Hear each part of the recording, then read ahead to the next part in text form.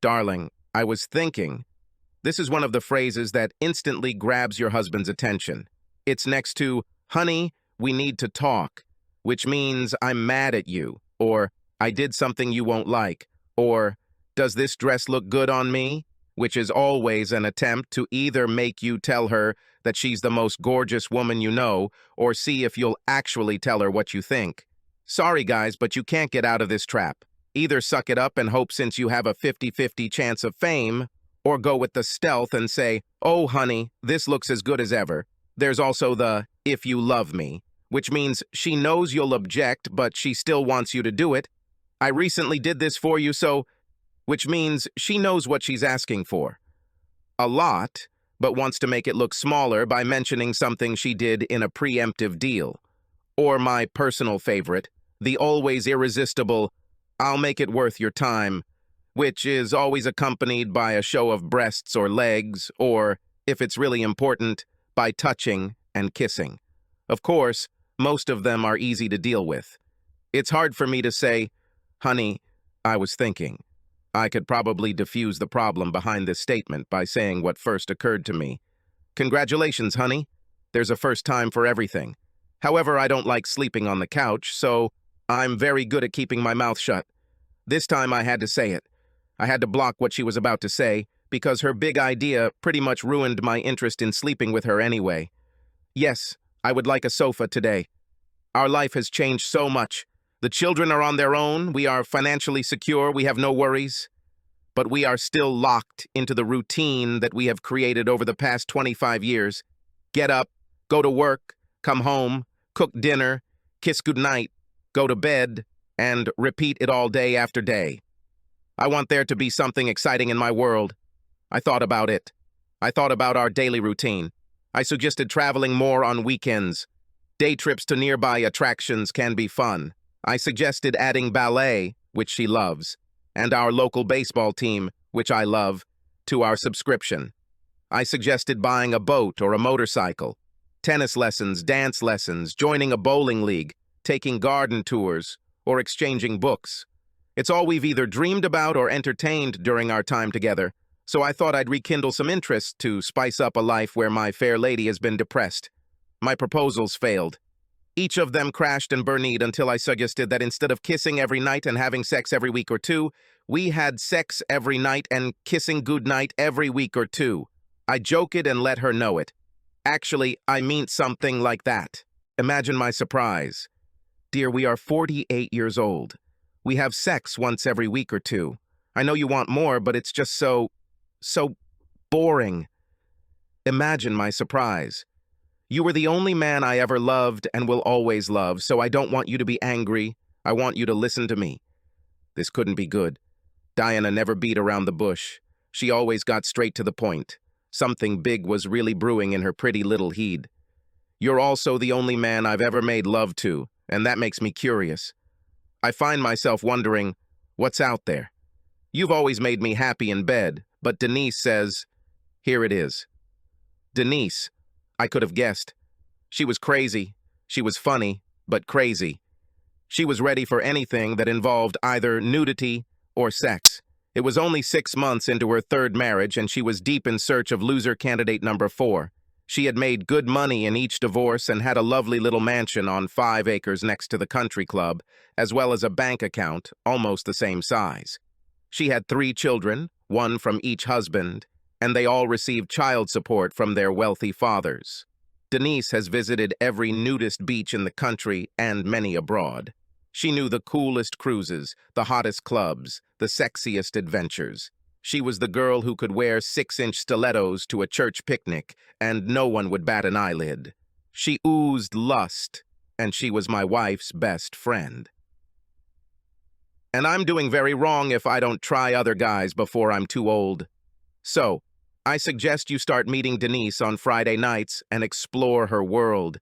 This is the perfect time before I start looking old and saggy. But since the kids are gone, no one gets hurt. No one will get hurt. My stomach was ready to spread lunch throughout the living room. Yes? No one will get hurt? What about me? Oh dear. Denise said that you may be jealous, but remember, I love only you and always will. But you had experience with other girls before we met, so you know what this area is like. I only know you.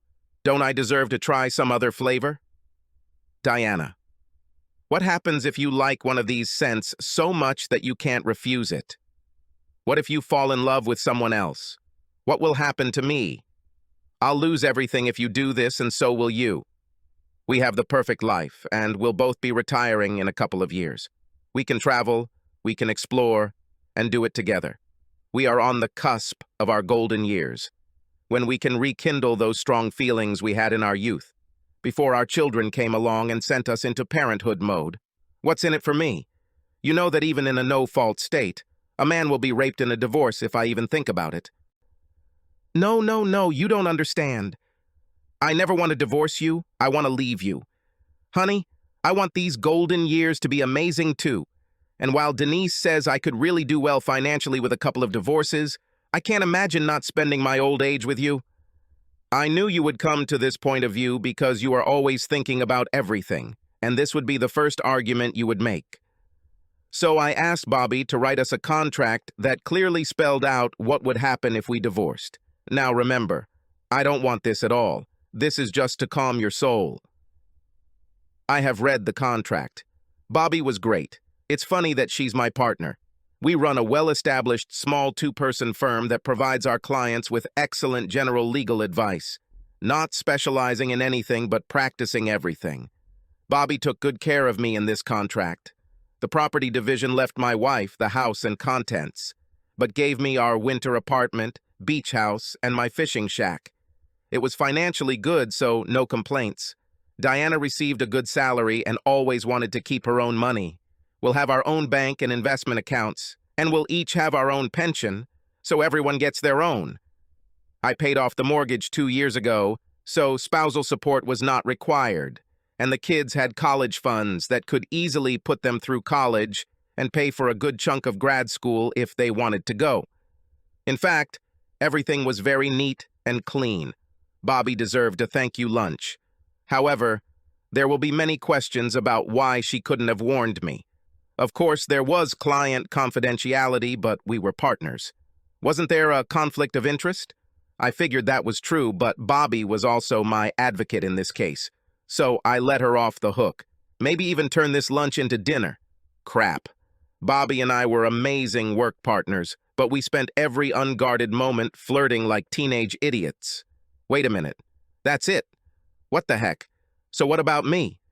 I had to ask myself this question. Bobby is flirting with me. Clients flirt with me. Neighbors flirt with me. Women at the country club flirt with me. Hell, her best friend Denise openly proposes to me right in front of Diana. Okay, wifey wants to play with some fresh meat. Let be. Does she want to see what's there? Fine. Does she want to compare me to other guys? Fine. I'm not sure she knew what she was doing, throwing me into such a rich environment.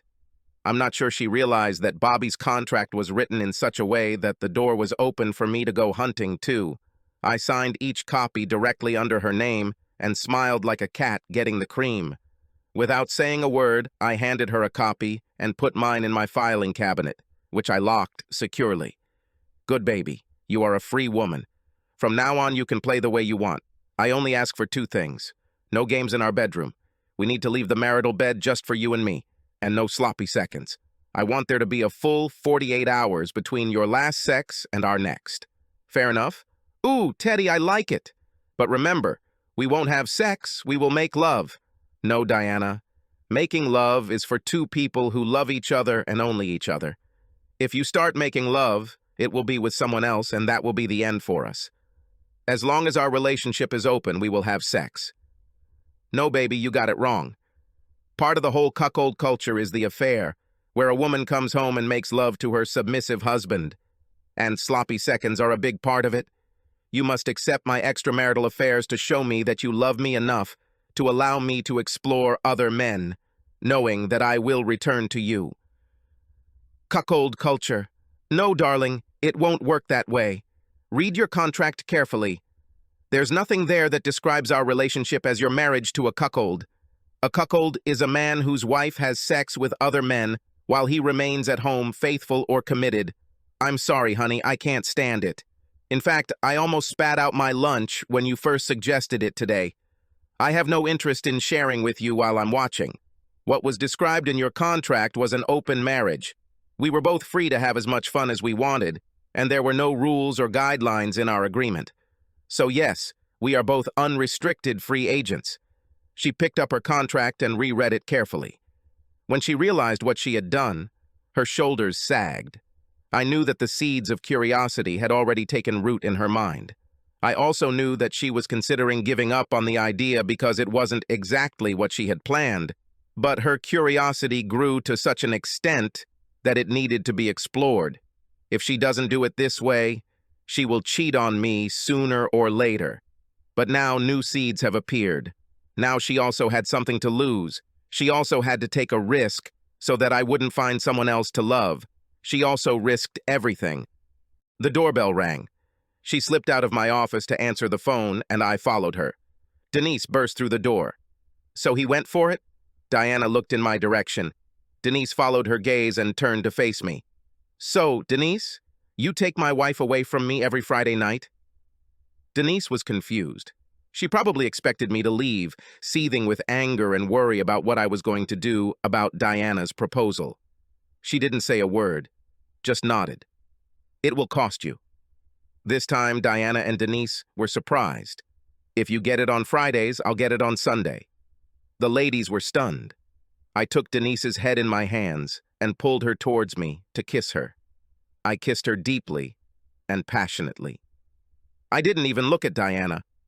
I picked Denise up and carried her into my office, where I bent her over the soft arm of my leather sofa and had her the way I had always dreamed of. We spent 2 hours straight in the office, devouring each other. Diana was right. A piece of fresh meat was inspiring and ignited a spark in me that hadn't seen the light of day since middle school. Denise was quite loud, and less than an hour later, I heard Diana's car start and drive out. I didn't struggle. Never. When my wife returned, Denise had already showered and dressed, and I was grilling steaks. Neither Denise nor I could get Diana to talk over dinner, but the two of us enjoyed an endless stream of conversations, sweet smiles, and strokes. When it was time to leave, I kissed Denise very tenderly, in that special way that always made Diana melt. "See you next Sunday, honey?" I said. "No, I'll see you on Friday when I pick up Diana for the bachelorette party." "Maybe, but you never know. Maybe I'll have a date on Friday." She grinned and left. I grinned and went to watch the Sunday game. Diana cried while washing the dishes. She reached out to me in bed. I held her close to me. She wanted more, but I reminded her that there had to be a 48-hour gap to avoid sloppy seconds. She rolled over, sobbing, and apparently fell asleep only in the morning. Unlike me, I slept like a baby. Monday. Diana, as usual, left for work early. She was a real estate agent, and the early birds got the fat worm. As usual, she left me coffee and breakfast. The newspaper, as usual, lay on the table. Everything was as usual, except for the smile on my face. I had to give my wife credit. A little extramarital activity really got me thinking. I loved my wife. Denise was definitely amazing. This woman knew how to treat me, but nothing could compare to making love to the one. I may have switched roles with Diana, but I didn't like it. I wanted a woman with one man, me, as always.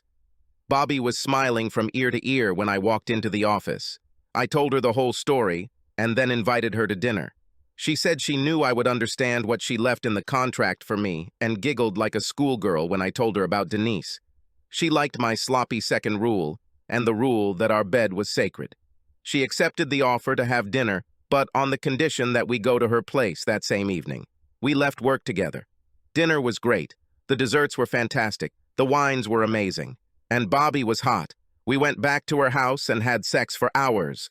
As we lay in bed, breathing heavily, she told me that she had dreamed of being with me for years.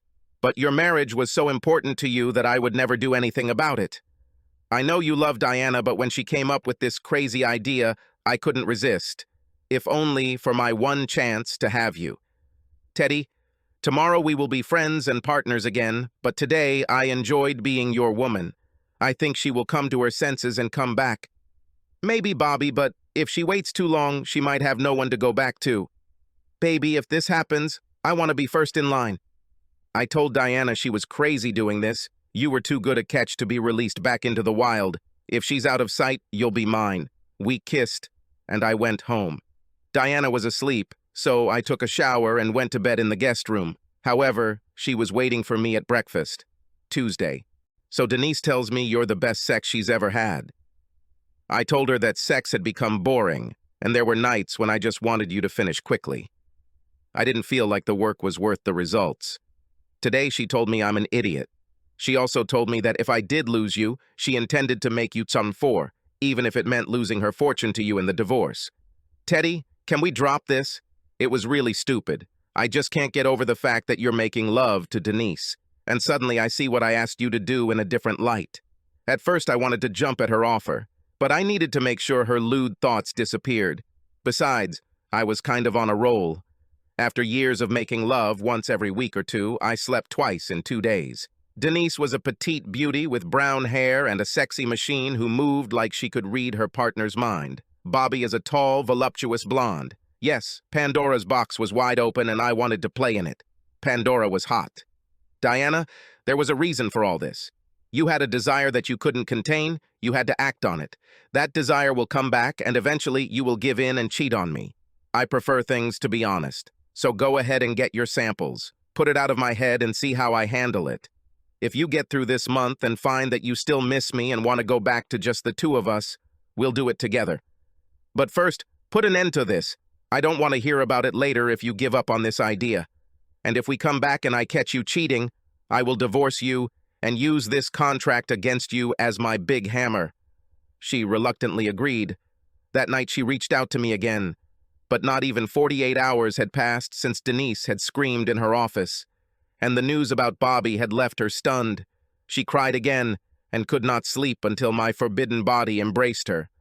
Maybe Thursday night. Environment. Today is golf day. I only work on Wednesday mornings, and when the weather is good, I go out to play. However, today the weather was not very good. It rained all day. I saw Carla's SUV on the side of the road and parked nearby. She had a flat tire and was struggling with the jack. I jumped out to help her and changed the tire in no time. We were both soaking wet, and she insisted that I follow her home for a cup of hot coffee and lunch. I agreed. She made shitty coffee. But what was remarkable was this woman's body. She took off her blazer as soon as the coffee maker did its job, and my mouth must have dropped open. The white blouse stuck to her from the rain and was soaked through. I could clearly see the intricate lace design on the very sexy bra. I knew it wasn't much more than light, delicate lace, as her shapely breasts were also clearly visible. Calm down, guy. You are a married man. I laughed. My stomach laughed. Well, I had a pretty flat stomach. I kept myself in shape. But if I were fat, I would ruin everything. When I pulled myself together, I explained my wife's stupid plan. Carla laughed. She had a flat stomach too, so her belly didn't wiggle, although it might if she wasn't in shape. She also pulled herself together. Do you know how amazing a woman feels when her skin is moist? It was as if I was completely covered in her. But it was mutual. We tore off our wet clothes and rushed to her shower. We warmed ourselves under the hot water. Then we warmed up in her bed. We warmed up again in our souls. Then I got dressed to go home. Carla hasn't had sex in months since she got divorced. Teddy, I hope that you and Diana will improve your relationship. I mean, I really like you both. You are nice neighbors. But if anything goes wrong, please think of me. I could really fall in love with a guy like you. This is both a request and a proposal. I beg you. As long as you are open with her, please visit me at every opportunity. I didn't say no. Diana was waiting for me. I was late for dinner, but it was okay. She didn't cook anything. We had a nice chat, and she admitted that she had won her first victory. However, she was very disappointed. She showed him the house, and he proposed to her. They negotiated over the phone, and by the end of the day, the owner accepted his offer, and the deal was almost completed. They finished up most of the work in the business center at his hotel, and then celebrated with drinks and food. He invited her to continue drinking champagne in his room. She told him she'd had enough of champagne. She just wanted to have fun. I told you she likes the direct approach. Apparently he does too. As soon as they entered the room, they feverishly undressed each other. He pushed her onto the bed. He was clearly not experienced and had no idea about her hot spots. She tried to imagine sexual things, to feel passion with him, but nothing worked. "Teddy, I almost didn't feel him." The sex was so terrible. When I got home, I was so angry with myself.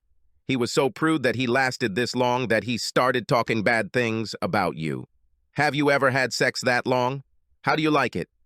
Hubby can't touch you where I am, can he? He even continued after we finished. I finally told him to shut up about you. I told him he doesn't stand a chance against you. I told him you even know I'm having fun today, so he didn't even win anything. He looked so sad. So I told him he was very sweet, and I enjoyed our time together and then wished him the best in his move. I even suggested that he invite his wife to dinner. Maybe we could switch places. You should have seen how he stuttered. We laughed about it, and it was the first good moment we shared. She knew I was with Carla. My car was parked there as she drove by her house, and since it was right across the street and 2 houses away, she saw me leave to go back home. "I want you to come back to me. Now I have to wait until Friday for my chance to win you. It's really unfair." The husband comes home to his wife every day for many years. He cares about her. He mows the lawn and acts as a garden slave. He holds her hand when her mother dies. She holds his when his father dies. They bring each other chicken soup when they're sick and share the responsibilities of raising their children. He is there every day. Suddenly the wife says, "This is boring. You keep taking care of the daily nonsense, and I am going to have sex with someone else for fun since you are too tired of everyday things to interest me." Diana, this isn't fair. I still want you to come back. You didn't lose me, but one idiot is not a real specimen. Go scratch your itch, and you still have no right to me. Carla will be 48 hours away on Friday, but one of us will definitely get lucky on Friday night, and I have a date with Denise on Sunday. Looks like next Tuesday is your day. We'll see, she grinned. Thursday. I had beautiful women 3 days out of the last 4. I had 3 women tell me that if my marriage didn't work out, they would wait. I had a wife who had come to her senses, but was still not in a position to be believed or trusted as my one and only. I think I needed a break. Although I was a little lucky. Just as we were about to close the office that evening, a woman walked in. Bobby had an appointment to pick up his car from the repair shop, so I agreed to take care of her potential client. Mary, our office manager and paralegal par excellence, had left a few hours ago, leaving me alone with the tall, dark, olive-skinned beauty. To my delight, she took off her coat. She wore a form-fitting turtleneck sweater dress, cut high enough to show the lace tops of her stockings. The high heels complemented the look so well that it didn't take long before I looked into her deep, dark eyes. "I came for advice on a domestic matter," she said in the sexiest, sultriest alto voice I've ever heard. "My advice is to divorce him and run away with me," I answered calmly. She continued to look into my eyes until I saw them begin to flicker. She started giggling, and soon we were both laughing. I told her I was leaving, but if she hadn't eaten yet, we could talk over dinner. She didn't say no. We discussed her case. She suspected her husband of cheating, but could not prove it. She was terribly upset about the situation and wanted to protect herself in case he suddenly left her. I gave her some advice about protecting her financial assets, closing joint lines of credit, withdrawing half of their joint savings, putting the money in her own account, and hiding some of her family heirlooms such as jewelry, art, and silver, where he couldn't get them. I told her how to monitor his activities by hiding a GPS in his car, activating Phone Finder on his iPad and phone, and even tracking phone usage. I put her in touch with a detective agency in case she wanted to bug her house, or their cars, or have him spied on. I advised her to find a friend or relative to stay with in case things went south, and suggested that she start keeping a daily log of incidents that made her suspicious. "How do you feel about revenge sex?" As she spoke, she reached across the table and took my hand. With her other hand, she undid another button on her blouse, revealing even more of her ample cleavage. I grabbed the outstretched hand with both hands. I feel that this is a flattering offer and an especially tempting prospect, given that I am currently having my own marital problems. But for now, even though you haven't officially hired me, you are my client, and it's a conflict of interest for you to engage in revenge sex. You're fired. I had to laugh at this. Then I have nothing to lose. But before we go, I want you to be sure that this is what you really want. Revenge sex feels good at first, but tomorrow morning it may leave you feeling guilty that you're just as bad as your husband. And if you find yourself wrong in his deception, there will be no turning back. You will be held responsible for causing the rift in your marriage and will potentially become a guilty party in the divorce suit he files. Is this what you want? Her heavysig answered my question. I studied her beautiful face as she contemplated her next move. Can I please hire you back? It's a great honor for me. But if I do divorce him and your marriage doesn't improve, we will meet every night for a month when this is all over. I will consider this promise as a deposit. I left the pub feeling pretty good. I was proud that I handled it with integrity and class. On the way home, I stopped at the store to buy a bottle of another wine. I was going to spend the night at home. I might as well have a few drinks. As I was paying, I was surprised by a familiar voice. So, Denise told me that you and Diana had some kind of agreement, and that she had never had anyone handle it the way you did. I turned around and saw Tina smiling at me. Tina was one of Denise and Diana's friends. She was just as wild as Denise, but she played much harder.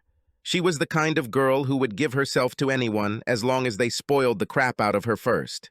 No, not just dinner and expensive dates. Jewelry must have been involved. Or expensive shoes, furs, paintings. You could date Tina all year, but stay dressed until you take her shopping or offer her a box of pearls or diamonds set in something. I'm sure the dress she was wearing cost at least $1,000, although it was missing fabric at both the hem and the neckline. Her shoes were no doubt in the same price range, and there was no doubt that her heels were worth every penny as they lifted her ass, and calves so sexy. Diamond earrings, pearls around my neck, and a hat that probably cost as much as my car completed the look. Well, Tina, I think only she could know that for sure. I think she also told you about my wife's brilliant idea that our marriage should be open after all these years. Yes, Teddy, she did it. So, since you're kind of free to play, how about you play with me? Darling, what I'm afraid of is your reputation. My reputation? Baby, I'm no wilder than Denise, and you started with her. What's so special about me? Okay, Tina, you told me everything about your habit last summer. You fool guys until they're completely hooked on the idea of sleeping with you, and then you go to Tiffany or Neiman Marcus for some high-end shopping before they can close the deal. I just don't want to leave you a tribute like your dates usually do. So if you want to know if Denise's story was accurate, you'll follow me to the Hilton right now. When we get there, you will give me your pearl necklace and diamond earrings as tribute, and then I will spend the night with you. She hesitated and grabbed her pearl necklace. It was indeed very beautiful, and sat seductively on her ample, albeit surgically enhanced, breasts. This is a one-time offer, Tina. I seem to be attracting a lot of interest as an available single and have no plans to seek you out or consider you again if you reject me. Diana can terminate our agreement any day, so my freedom is significantly limited, and I do not intend to waste a single night on this. She raised her pearl necklace above her head and handed it to me. It was truly beautiful, and the diamonds followed him. If you're as big and hot as Denise says, you can keep the shoes. The Hilton was quite cozy. Breakfast was amazing. I arrived at work quite late, but I didn't have any early appointments. There were a dozen messages from Diana on my phone. I wrote that everything was fine and that I would see her this weekend. Bobby liked the story and quickly noticed that I now looked like a cat that had drunk too much cream. Friday. I returned home late. Diana has already left with Denise and Tina for their bachelorette party. Diana left me a note. She was very upset that I didn't come home last night and that I wasn't there to see her off. She felt that I was not at all supportive of her needs in this project and that we needed to have a serious conversation when she got home. Since I didn't have the courtesy to call her last night, I shouldn't expect her to call tonight. She hoped I enjoyed being in the dark about my spouse's whereabouts, but turning around was fair game and I needed to learn a lesson. Well, of course, she showed me. Now I could look forward to nights of hanging around the house, pacing the floor, worrying about the outcome of her date. Oh, sure, years of marriage, and my only woman did not give me peace. Maybe once a week we will make love. It was perfect for me. Now 5 different women in 5 nights. They all attacked me, most of them offering to take Diana's place if this experiment led to a break. Now that I knew that variety truly was the spice of life, there was no way in hell I was going to waste my Friday night pining for the one woman who had rejected me last week. Ironically, the love of my life was now the only woman who rejected me. Sleeping with her now seemed like a distant memory. If I had my way, it would have to be at least 48 hours more distant. I was about to leave. I went to the city. My kids introduced me to alternative rock music, and there was a concert at Radio City featuring 3 great bands. I took a great place and plopped my butt down in the first row of the balcony, in the aislet. I was quickly surrounded by a group of hot 20-year-olds. Fine. Yes, they were adults, but at my agey, they were children to me. Sure, I got a few taunts about being out of place, but the chick who teased me about missing a Guy Lombardo concert for a couple of decades had such a sweet smile that I couldn't risk not smiling back. Of course, when the first band fired up the room, I was up singing and dancing along. Yes, I knew every word to every song that all the bands would play that night. I've reached a new level of cool. Of course, buying a few beers helped. And when they handed me a funny cigarette, I didn't refuse it. Somehow I managed to dance the night away in the aisles with all of them. And as we were leaving, Guy Lombardo's girlfriend grabbed my arm, declaring that I was going with them. I'm too old to have fun with you guys. I know, but we think you're good for at least one more round. I was definitely qualified, and I was good for someone else. Eventually, the boys paired off with the girls, but that night there were fewer men than women in the herd. By the time round 4 came around, there were 3 of us. At least the cartridges were gradually becoming cheaper. After my first sip, Guy Lombardo's girlfriend looked at me, grabbed my face, and pulled me into a deep, juicy kiss. She tasted like a margarita. Her friend declared that she deserved attention too, and when the first girl broke the kiss for air, the second one continued where she left off. This set the time for the night. Their apartment was just a block away. I don't remember how we got there. I remember clothes flying off bodies, and the bodies they came off were incredible. When my boxers fell off, the girls looked at each other, then raised their eyes to the sky and rushed towards me, like animals at a watering hole after a month-long drought. I had forgotten how soft and supple young skin can be, but it was enough to bring back my memories. Smiles will last a long time. As I was leaving, I found Tina's gifts in my pockets. No, not panties. I left them on the kitchen table at home for Diana to find and cry a little. The earrings looked great on Guy Lombardo's girlfriend, and the pearls looked great on her friend. They were delighted and amazed at the same time. Now I was a sexy Robin Hood, seducing the rich and giving to the young and needy. However, jewelry really is a girl's best friend. They convinced me to spend Saturday walking through museums and Central Park, and Saturday night at a blues bar in Brooklyn, followed by another night of grueling sex. I kissed them goodbye late Sunday morning and headed home to see... Yeah, I bet you thought I'd say Diana, didn't you?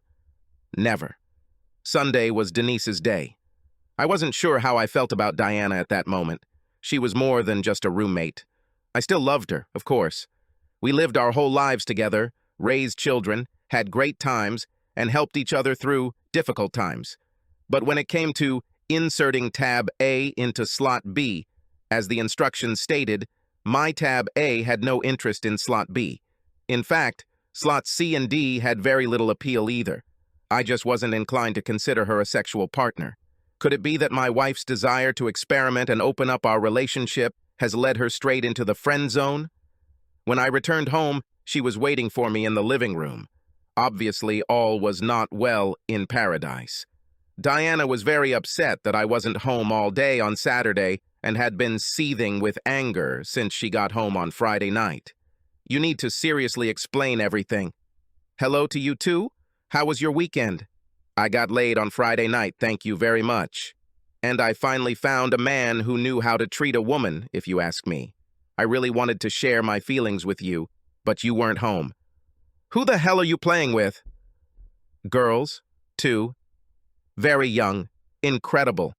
Well, that was pretty clear and actually pretty straightforward. Diana went crazy, muttering some nonsense about how everything was supposed to go. I wasn't really listening, but she was on a roll.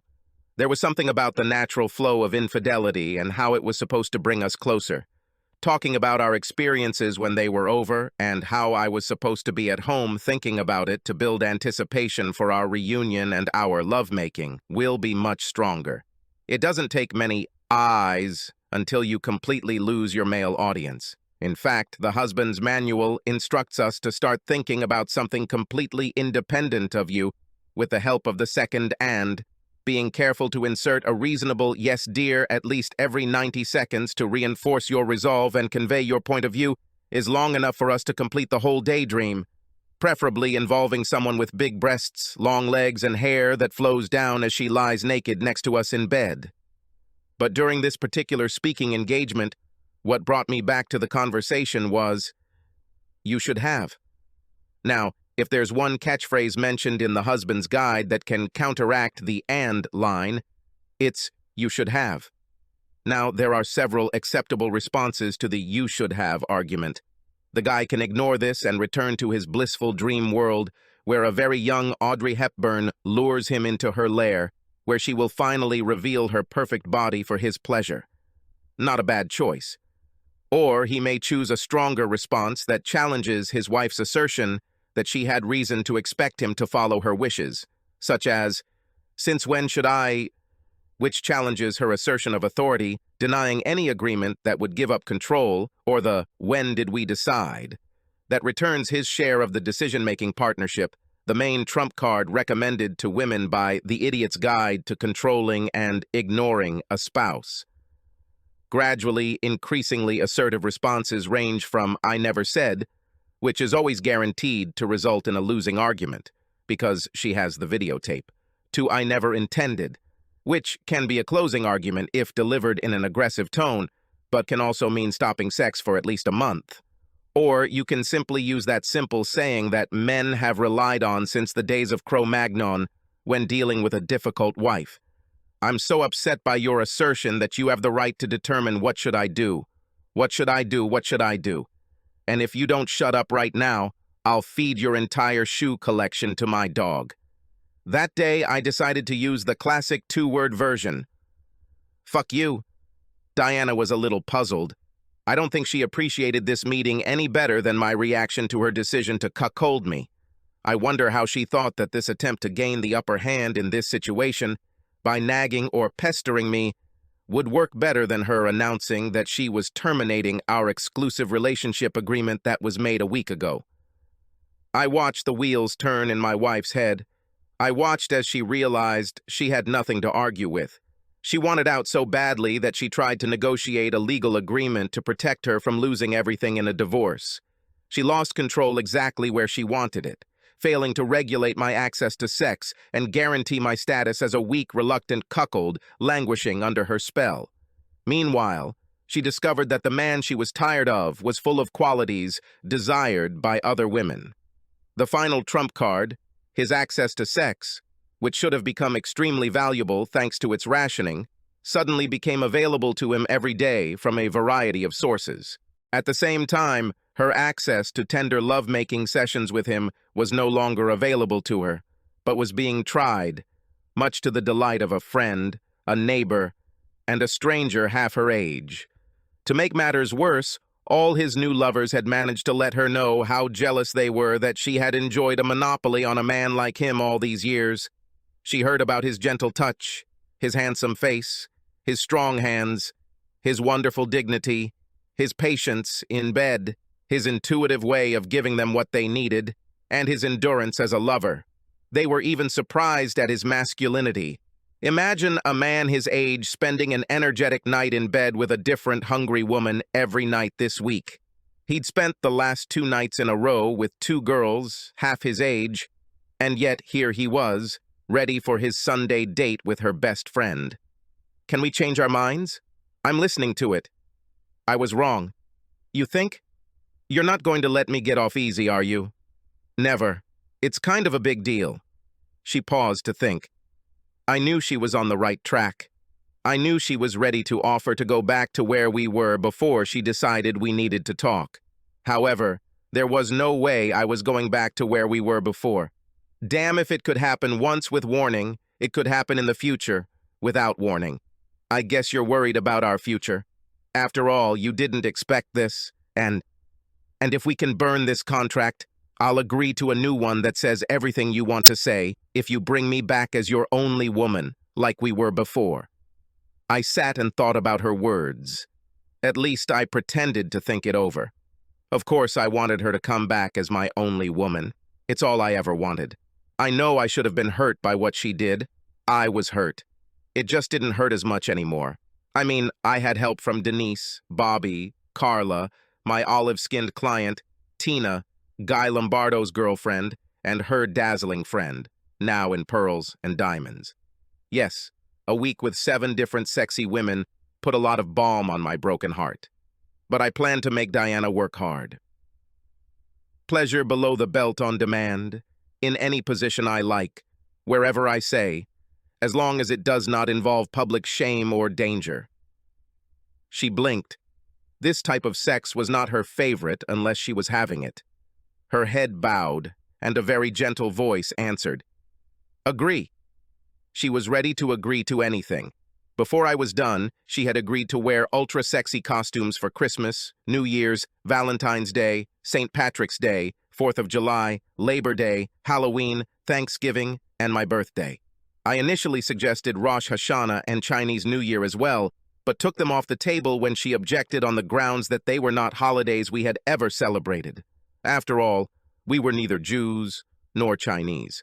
She agreed to sleep naked every Friday night, no matter how cold, as long as I provided an electric blanket in the winter, wear a French-maid outfit to clean the house every Saturday morning while I shared housework with her, serve me and my friends drinks and snack wearing a little black dress with heels and lace stockings on Sunday, the Super Bowl and Game 1 of the World Series, taking off 1 item of clothing every hour on any long car rides while I'm driving, sunbathing topless on our back deck to ensure no tan line, her entire body smooth and her hair free except on her head. Yes, I'll put it all down on paper. However, the actual contract read differently. 15 minutes after she agreed to be mine until we died, I placed this contract in her hands. We, the undersigned, hereby agree. First, love each other completely and be exclusive until death. Second, that the events of the past week are hereby forgiven, but never forgotten, as they are a warning of what we both stand to lose. Third, that in the future, if either party attempts to go beyond the boundaries of our relationship, as defined by our original marriage vows, and discussions with the other spouse do not find a solution, they will either immediately will refuse all offers of their offensive actions, or will immediately leave the marriage, sacrificing all claims to wealth, property, and financial benefits. My signature was already on the document. Diana read it carefully, fully expecting it to be full of the legal pitfalls that Bobby had built into our existing agreement. Of course, there were none. It really only required what we had always had, with the exception of the third point, which required communication about anything that deviated from the norm, including involving others in our personal lives. This also included protection to keep our original vows. So you don't want me to wear thongs and knee socks every day?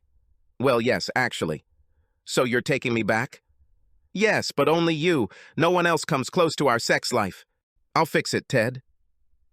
Just getting back to being my loving lady. No, baby, I'll feel better. No, there is nothing to invent here. Point 2. You are forgiven. I'll tell you everything you want to know about the women I've been with this week. Anything you ask, I will answer after we sign. Just don't ask anything you don't want to hear because you'll just as easily forgive me as soon as you agree with point 2. For the record, I never want to know about your adventures. I don't even want to know who they are. You do not care? Oh yes, I don't care. Although I probably would have killed them. So keep me away from jail and away from the hospital or morgue.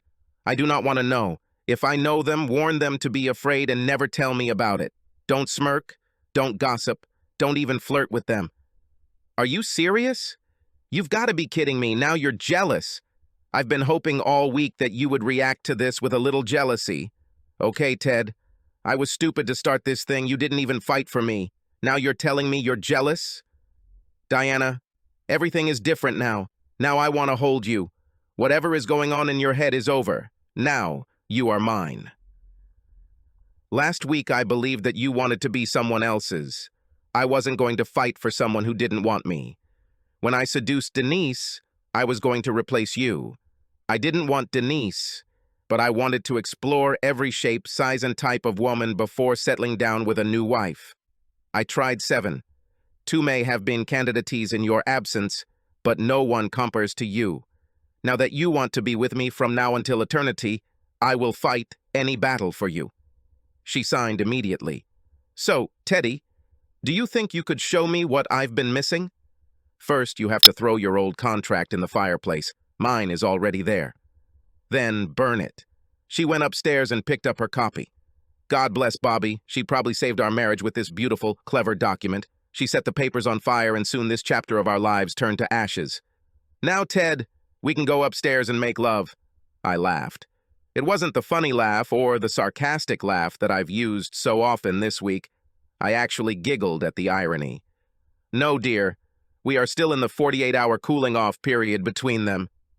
I didn't have time to finish. She tore my clothes off and threw me to the floor.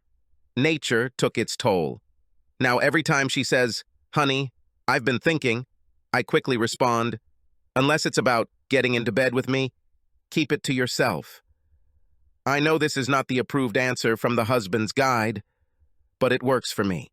Subscribe to our channel so that your second chaff doesn't cheat on you, and go ahead and listen to the next story, because this story is nothing compared to the next one. If you're under 18, don't even think about listening to the next one.